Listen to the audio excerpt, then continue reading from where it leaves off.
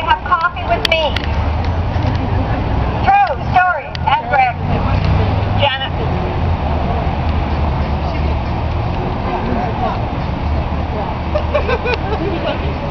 You're right, it is a little zippy up here.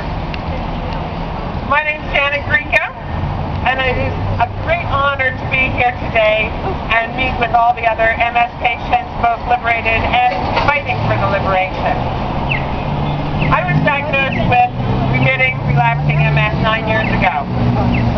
Back then, the only time we met with other MS patients was maybe at a support group, and that was to talk about new drugs. Look at us now. We're together fighting, hand in hand, for a better life without as many drugs. The possibilities are endless, and we have to stand together and fight. I first heard about CCSVI and the Dr. Zamboni protocol when I was in Toronto that November watching W5. Interestingly enough, I said, wow, this all makes so much sense. I could get this done in Pennsylvania. Sure, I can find a doctor locally. So I got home and I started making phone calls. I called vascular surgeons, I called neurologists. I actually had an appointment with a vascular surgeon, and as soon as he heard what I was looking for, he called and canceled the appointment. We don't do that type of thing down here. So after I had several doors slammed in my face, I started doing more and more reading on the internet and researching, more research, and found an interventional radiologist. I liked his background, and I thought, okay. So I called and I said, I'm looking for evaluation of congenital abnormalities of the cerebral venous system. Didn't mention MS, didn't mention CCSVI. So this nurse called me back and said, he's interested in seeing you. Okay. He was away at the conference down in Florida that week, and I had the first appointment Monday morning. I got there. He came in and he started talking to me. He goes, oh, I know why you're here. And I said, really? He said, I heard a Dr. Jake presentation down at the conference. And he pulled out his BlackBerry and he said, I made a notation here. It says, investigate MS and veins. I said, okay. So he said, I went down with all kinds of literature and reports and everything. He said, I need some more time to read up on this. Let's make another appointment. So I had an appointment the following Monday. 1 week later, I went down there. He'd already scheduled my ultrasound. He said, we're going to find out about this. So we did the ultrasound, and he said, okay, we're scheduling procedure. That Friday, I had my first procedure. And they said, why didn't you do before and after videos? I said, I didn't have time. This doctor was interested. Before I went in, I had difficulty walking. I didn't go anywhere that I didn't have a shopping cart. I had optic neuritis. I couldn't do fine motor skill activities. I was a mess. I would come home from work and go to bed at 2 o'clock in the afternoon. After the procedure, I had a headache that lasted for 3.5 years. It was gone. No more multiple pills every day to get rid of the headaches. Just keep them at bay a little bit.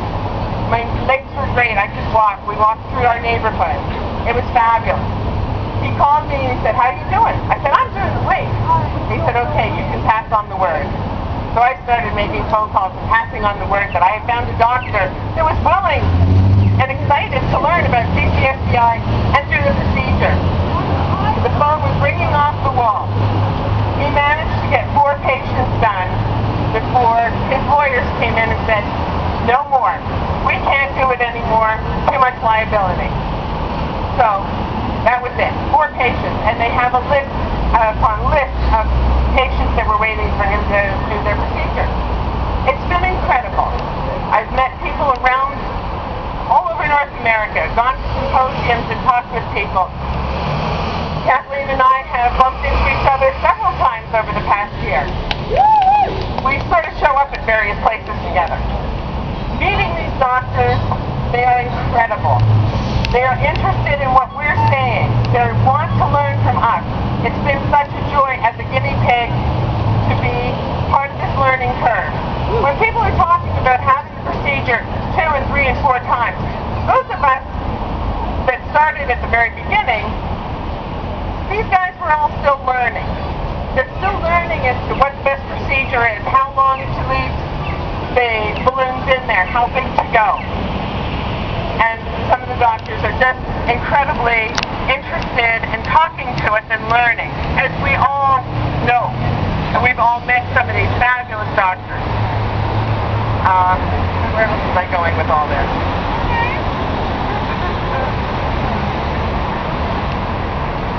I knew I had more.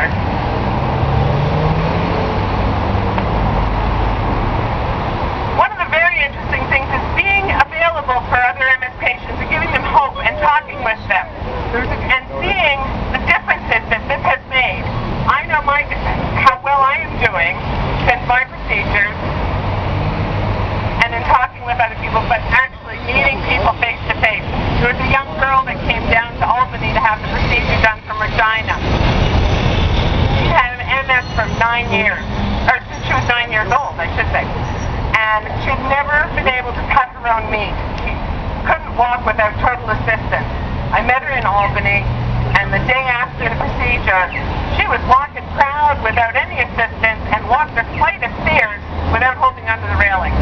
That night at dinner, she cut her own meat for almost the first time in her entire lifetime. And she is now doing very well.